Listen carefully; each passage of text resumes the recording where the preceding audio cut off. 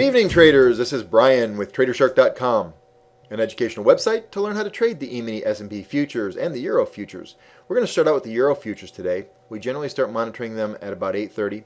Some traders in the room like to watch them from 7:30 Eastern Standard Time. From 8:30, we saw a push higher, and it did look like it was going to continue higher, but we had right here at 36.48 and 36.54 were pivot levels. So I didn't want to trade into them, but I did say in the room that once we got above that 36.54, look for a pullback, and right here, beautiful opportunity to get in. We had 3 green arrows popping in for a continuation higher for a total of 15 ticks. Once we met our resistance level or our range level, saw a nice little reversal. I don't generally try to get into tops or bottoms, but once we had a pullback and continuation, nice little 8-tick move there. Found support, continuation, another 8 ticks there. So really nice morning on the Euro.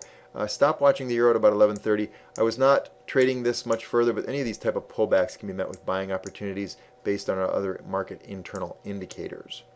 Okay, let's go ahead and go over to the E-mini S&P. This is the higher time frame chart I want you to look at here. And when we first started the market this morning, notice the sell-off. We had like a 17.5 point Globex range, and with that, we had a gap down by over 8 points. What I said in the room was that likelihood is for a continuation lower.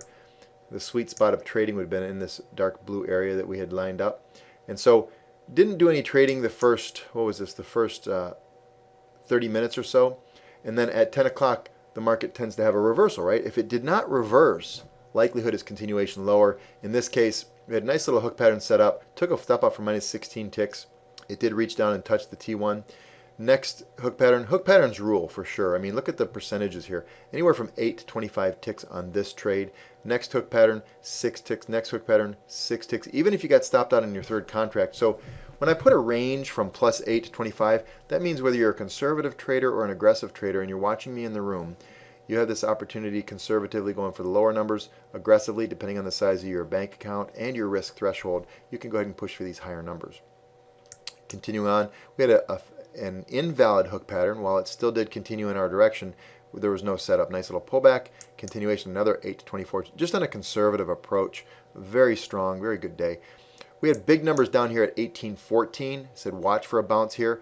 We also saw big numbers down here at 18.12. 18.14 was the bouncing area. Again, if you're going real conservative, you can go for 6 ticks. If you're going a little more aggressive, you could have gone anywhere from 12 to 16 ticks on a retracement back up here to 18.1750. It's like learning a language, right? You don't walk into a Spanish class and learn the language in one day.